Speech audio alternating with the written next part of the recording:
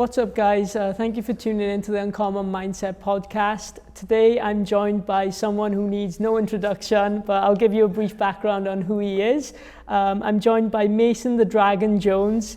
He's an undefeated professional mixed martial artist with a record of 10 wins and 0 losses. At the age of only 25, Mason not only became the first fighter since Conor McGregor to hold 2 belts at the same time, making him the Cage Warriors double champ, but additionally has just signed to the biggest promotion in the world, the UFC.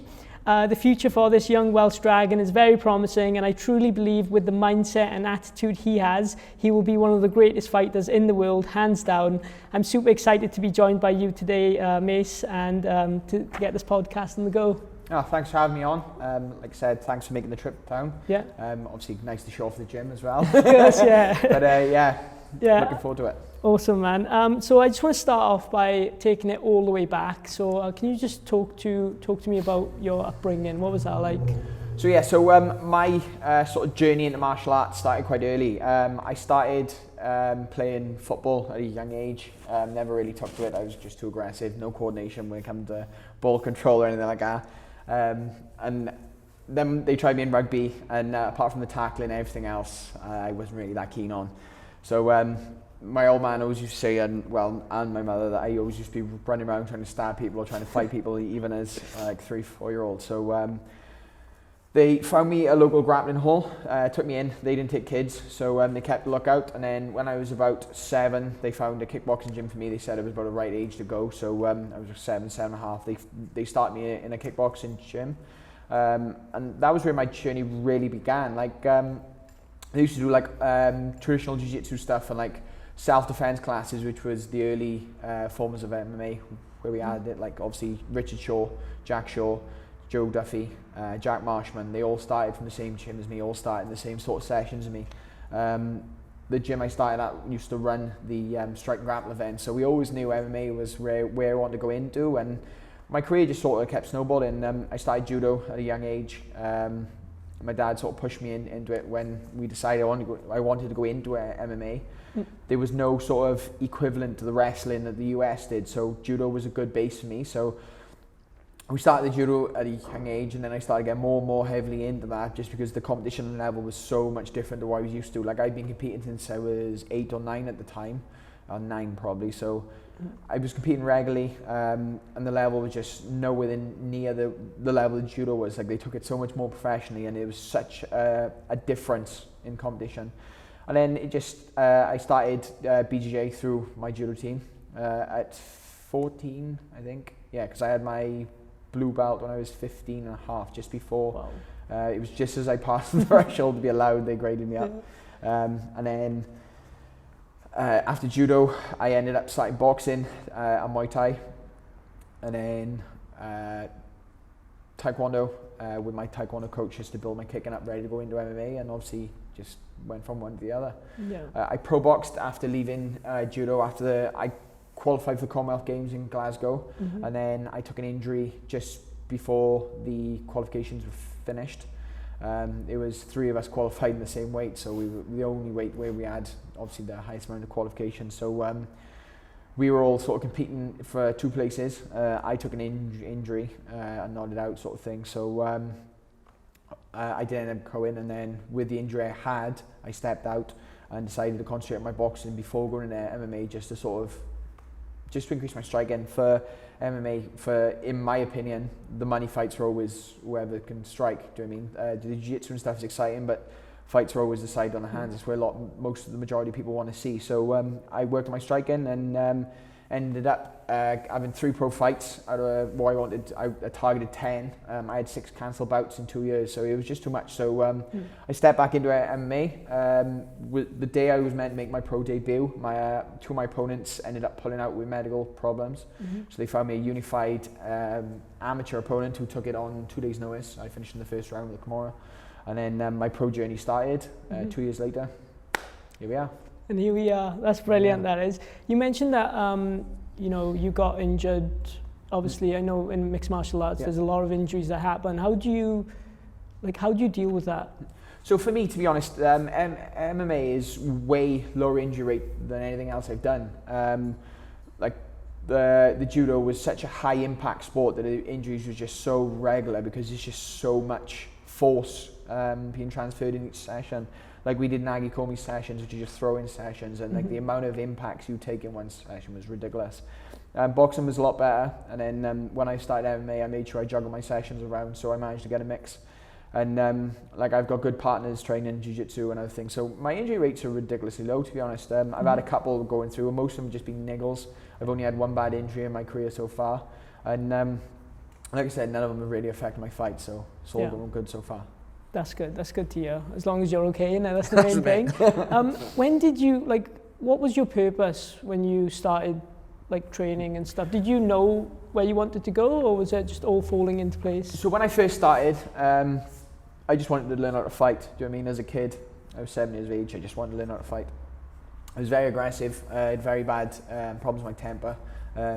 Even as a baby, my parents always struggled with me with my temper. They said I was nothing like my older brother. My older brother was always calm, I was always screaming and trying to cause havoc and run on tables and all sorts, and that was as soon as I could walk, I was always the same. So for me, it was just to do with control, like being able to train and sort of express myself kept me calm. I remember from a young age, I'd always be so much calmer. Like my mum had said, I'd be in a terrible mode, and then I go training, and I'd be loads better when I come home. And like I think within my first year, I was already up to training like 5 times a week. I was hitting most weekdays. I was hitting sessions, and then by the time I ended up with the judo and stuff, I was basically full time. So by the time I made the Welsh team at about 13, I think, I was training as competitively as possible. And then when I sort of started to get into it, they was taking me out of school when I was 15 to compete. We compete all over Europe, so I'd have the Friday off, go away and compete and come back. So yeah, we did a lot, to be fair. I learned a lot, and it has shaped me to be who I am today. Yeah, no, that's brilliant. And just before I came here, I was listening to a podcast with Joe Rogan, and he had this American boxer on called Andre Ward, and he said this quote. He said to Joe Rogan, he said, one moment there, I got it here. He said, all the real things are in you, not on you. So for example, like mindset and mentality is more important than your physical aspect.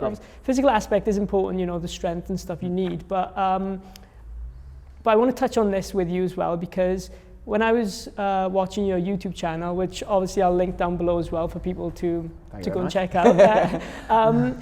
You said that you call yourself the Dragon because one of the Welsh flag has a dragon on it, obviously. Best Welsh flag in the world, best flag in the world. Yeah, and you also mentioned the mindset of a dragon. You mentioned a Japanese quote. It's something that I read a long time ago, and it's to do with keeping fire in your belly and your head cool, so you keep a cool head no matter what happens. And it's something I've always sort of followed by. For me, someone who has struggled a lot with their temper and different things. Like obviously I'm a lot calmer now as an adult. I know how to deal with it more. I know I need to go train. I know when I'm sort of getting a bit wound up, I know I need to go run or what I need to do to sort of keep myself in a good place. So for me it was massive. It's something that sort of stuck by me a lot, and it's just something I really liked, and it did help shape me a lot. Yeah. Again, martial arts is a massive thing. It's completely changed who I would have been, and like I know a lot of people say it, but I can't imagine what I would have been if I hadn't got involved in martial arts. Like I'm 25 now. I've been competing I've been training for over 18 years. I think it'll be 19 years and over. Could be 19 years now actually. Yeah, I need to work it out.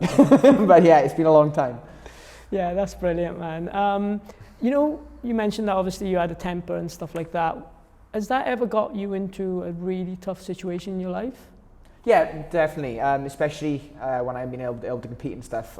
So I actually got arrested when I was 17. A boy was racially abusing a friend of mine, giving him a lot of shit, kept going on and different things. And it was actually after I had my surgery, after I left judo, I didn't know whether I'd be able to go back into sports again, because the surgery took, and they said it depends on how the surgery turns out.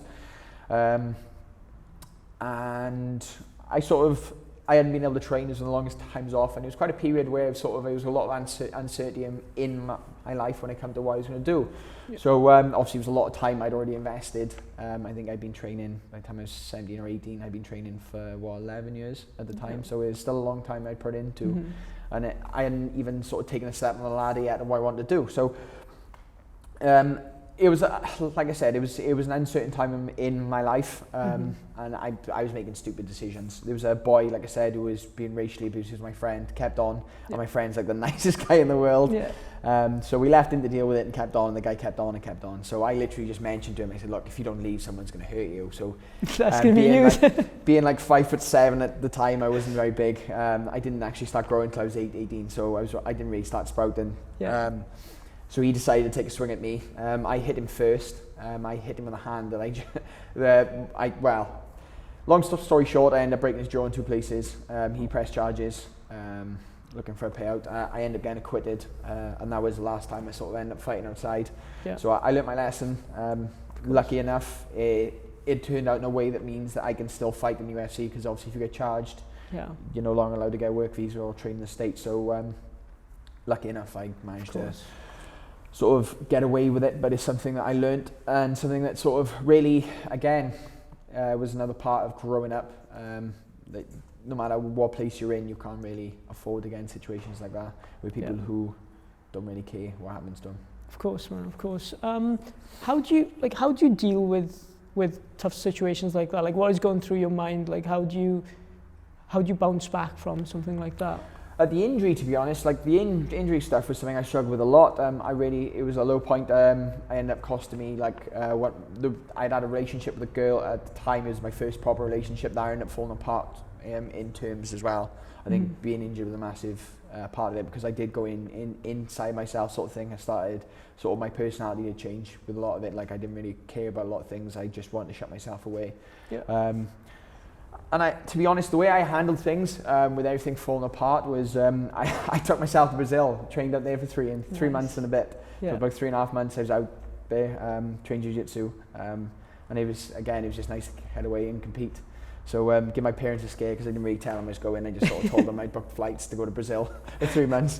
I think I was about 18 at the time, so yeah, that was a wild place. But for me, training helps massively. So being unable to compete with different things, by the time I did get back to it, I just needed to reset myself. So going away and sort of throwing myself back into training was something that really helped. And yeah, that's brilliant, man. That's awesome. Yeah, training is like, even when I'm feeling down or anything, I go to jiu-jitsu or MMA, and when I leave, I'm so happy.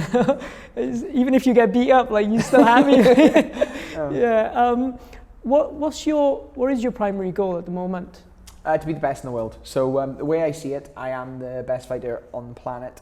I've just got to sort of make that statement true. So whether it's true or not, it doesn't matter.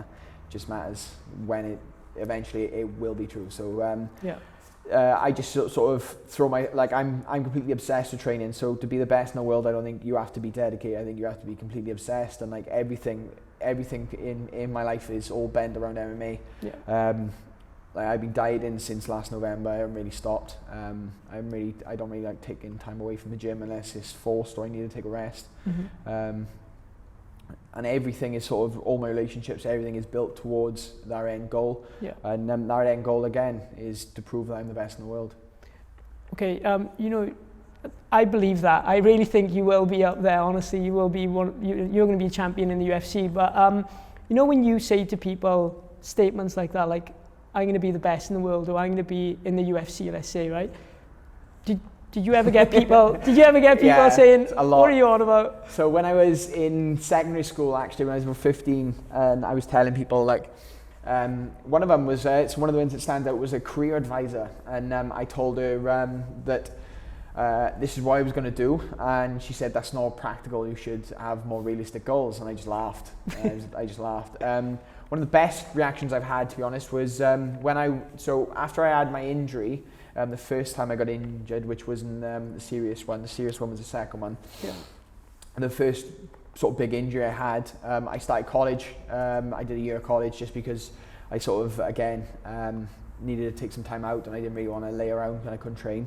So I did college, and when I started sort of back training, my grades started to drop because obviously I no longer wanted to be there.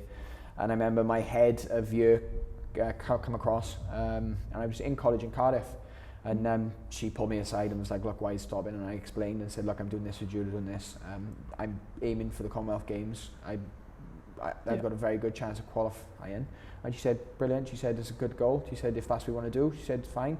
She said, just don't distract anyone. She said, you're doing the right thing. She said, just do whatever works best. And that was the best, because I think a lot of people force education, or they force these paths on people which they think is the only way to succeed in life. And I really don't agree. I seen something the other day where it was a 11-year-old kid. His mum took him out of school and homeschooled him because he was doing well in competitive gaming, and he won 500 grand on a gaming competition. And there's people saying, like, obviously take him out of school is not the right answer. And I was like, well, what job do you know is going to give you 500 grand? Do you know what I mean? And like I know people who do well. I know people who start their own businesses, and a lot of my friends, to be honest, who I left school with, they're all highly competitive people, highly sort of successful people. They either run their own businesses, or they've got good jobs, they earn decent money. Every single one of them knew exactly what they wanted to do before they left school. Every single one of them has gone into it. It's like some of my friends in the fire service, and they work 2 jobs. Some of my friends they worked in factories because it was something they wanted to do, but they ended up working their way quite high up in the factory. A couple of my friends run their own businesses. A couple of my friends, they all specialise in different things, but I don't think any of them actually followed higher education. They all went and got jobs because it was what they wanted to do.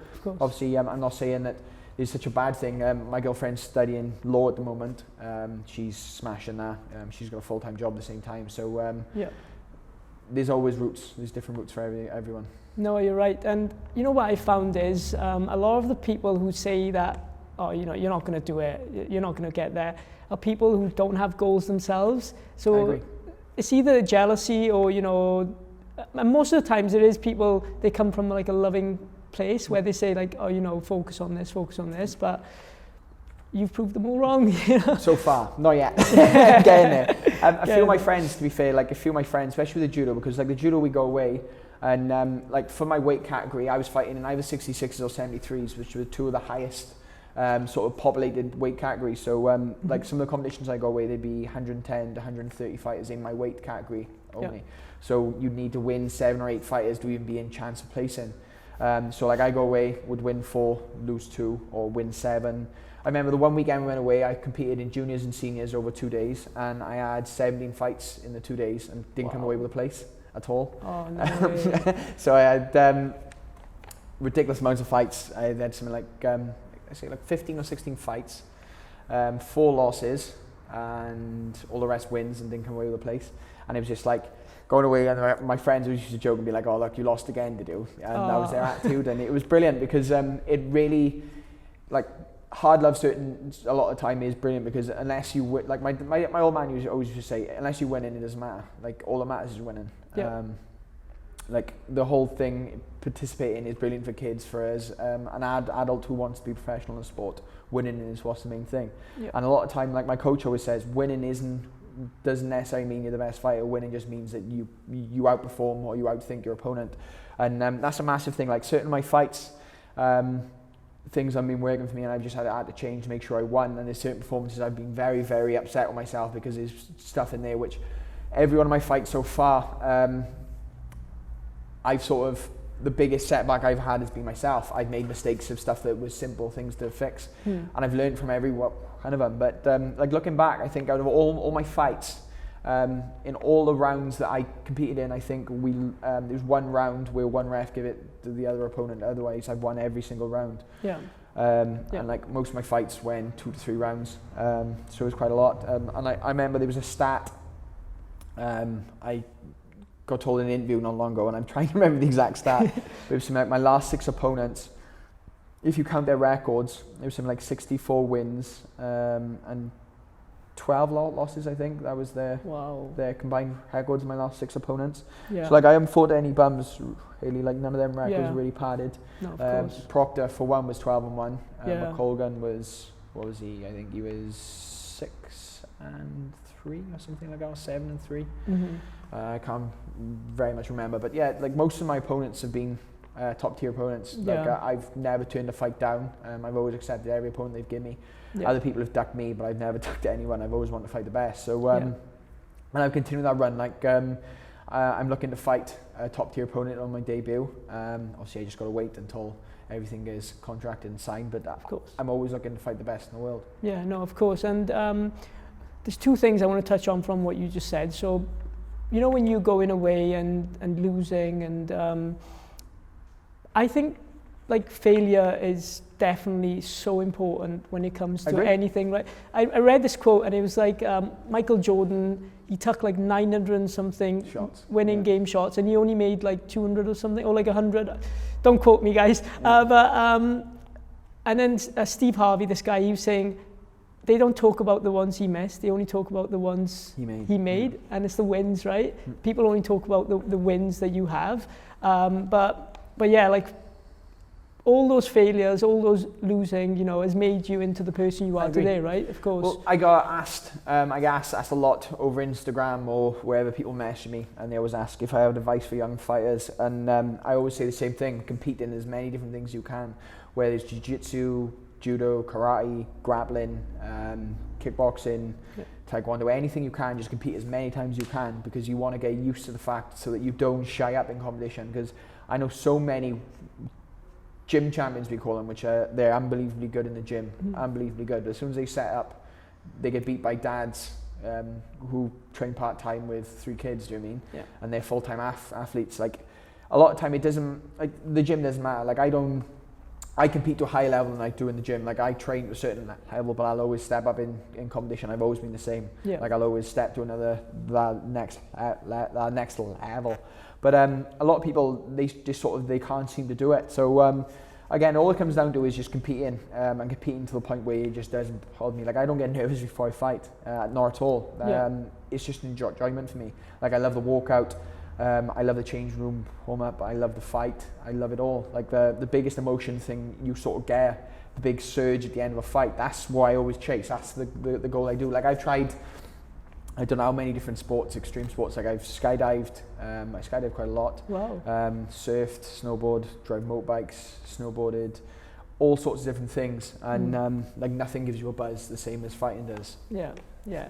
No, that's brilliant what you said. It's incredible to listen to you, you know, and your mindset. You know, because obviously you're undefeated, right? 3 amateur fights, 3 wins, 10 professional fights, 10 wins. Do you feel like there's that pressure, like, on your, like, because I know this sounds silly, but I've spoken to people and sometimes they say that they don't mind that loss because it takes all that pressure off from them. Do you feel that pressure at all? No? It's, I understand what you mean. So like, it can either be a crown or it can be an Anchor Paul Newtown. It's the easiest way you see it. I'm 0-0 in the UFC. That's the way I look at it. I'm starting off from scratch because none of my fights before the UFC matter at all. All that matters is getting to the UFC, and now I get to earn my way through. To be fair, I've never really worried about my record. A lot of time it's just about beating the next person who's in front of me. I never really worry about looking back. The only reason we look back is to learn. Everything else doesn't matter. Yeah. Like, the undefeated thing is, again, it comes with that pressure. Sort of, I'm looking forward to see whether I do get nerves when I fight in the UFC stage. But if anything like I've done so far, I think I'll be fine. Yeah, you've fought in front of thousands of crowds and big fights, you know, championship fights. So no, that'll be exciting to see you fight next. Your fight's next year, right? Beginning of next year. I haven't really heard anything so far, so I'm hoping for the start of next year. Like, we've heard a little bit, but nothing sort of concrete yet, so I'm hoping for the start of next year. That's great. And obviously you're joining a category where the fighters are, you know, incredible fighters in that category, right? I'll give shark pool for sharks. Yeah, I'll give some of the audiences names that they might have heard of, but things like, you know, people like Dustin Poirier, Justin Gaethje, Habib Nurmagomedov, Conor McGregor, you know, all these people. Kevin Lee, do you know what I mean? Tony Ferguson. Yeah. Like, the best division in the world. I can't wait. Yeah. One of the things I said is when it's just a shark pool, so I can't wait to dive in, and you just got to just keep eating until you're the biggest in the pool. That's the way it is. And like someone asked me if there's anyone I'd want for my first fight, and it's just, I've always said I just want to fight the best, like the best in the world. It doesn't matter who they are. I just want to fight the best. So we'll just keep taking it one step at a time and eat my way through the pool until we're the top of the tree. I love that. No, I can see that happening as well. Like, but yeah, no, thanks so much for your time as well, Mace. What I'll do, guys, okay, I'll leave Mason's social media and stuff down below as well, so you can go and check him out. He's got his own YouTube channel as well, which is just starting. Yeah, you can see a day-to-day life of Mason Jones, see what he gets up to. Obviously, you're in training camp at the moment, right? How's that going? Good, yeah, hard but good. No injuries, everything's really good, to be honest. We got a lot of heavy sparring and a lot of a good mix in different things. Like, I've got a brilliant jiu-jitsu team under Craig Who I do a lot of my jiu-jitsu and my no-gi stuff there. I've got a brilliant gym in Celtic Pride. I do a lot of my Thai, a lot of my jiu-jitsu again, and a lot of my MMA stuff. Obviously, the boxing gym we're in now, I do a lot of my kicking, a lot of my striking sessions. So we've got a brilliant team around me. My S&C stuff, my nutritionist, everyone works well. You'll see a lot of it in my Dragon Days podcast, my Day in the Life of stuff, where they sort of they follow around as much as we can do. Eventually, we're going to build it up until every day, so you'll see every day inside and out of a training camp. But yeah, it's interesting, and to be honest, like since I've won the 2 belts, like my life's got so much more interesting with different things. Like the different interviews I'm doing, different things I met. Like obviously John Gooden was down not long ago. I did a good interview with him. Obviously the UFC commentator. I've got Monday I'm going up for the embassy for my works visa appointment, and then I've got a private suit fit-in with Timothy Everest, who makes suits for Aerosmith and James Bond. Wow. Craig, so that's crazy. Wow. Making moves. Yeah, making moves. There's some big things coming up, and it's just pushing forwards, and sort of I understand now. I've got to the bottom. Like I said to someone the other day, I've just made it to the bottom of the mountain, and I've just got to get to the top now. So it's going to be, everything's going to get harder, and you just got to keep pushing and be more professional in everything you do. And like this is the point. Like a lot of people say, oh, like we said earlier, you've sort of made it yet, and I haven't. In my eyes, I haven't done anything yet. Like I'm at the bottom. I've just got to really now we're in the trenches. I've got to really push. So for me, I'm training harder than I've ever trained before. That's incredible. Shout out, if you do want to get in touch, obviously if any of you want to message me or you have any questions about anything I said today or anything at all, drop me a message at MasonJones95 on Instagram. That's the easiest way to get hold of me. My Twitter bio and my Facebook, I think we're going to, like I said, drop it underneath. Yeah, we'll drop it. If you have any questions at all, drop me a message. I'm also an ambassador for Tidy Butt, which is a mental health charity. So I'm big on the mental health side of things. So if anyone has any questions or anyone's feeling down or any problems at all, drop me a message, and I'm more than willing to chat. I will get back to you eventually, so drop me a message. But thanks again for having me on. It's been a pleasure. Yeah, no worries, Mace. Thank you. And you obviously mentioned you're ambassador for Tidy Butt. I've seen a couple of things from what they've posted. I don't know if you've heard of this, but me and my friends, we do this thing called Check-in Tuesdays. And every Tuesday, we're in a group chat on WhatsApp, and we just either put like a voice message or even like just write down how we're feeling. And it's like a non-judgmental zone, basically. So yeah, mental health is huge, I think, and especially in like, tough times like this, obviously. But yeah, thank you so much, guys, and obviously drop Mason a message. Honestly, he's down to earth. He'll reply to you when he can. But yeah, thank you so much, Mason. I appreciate it.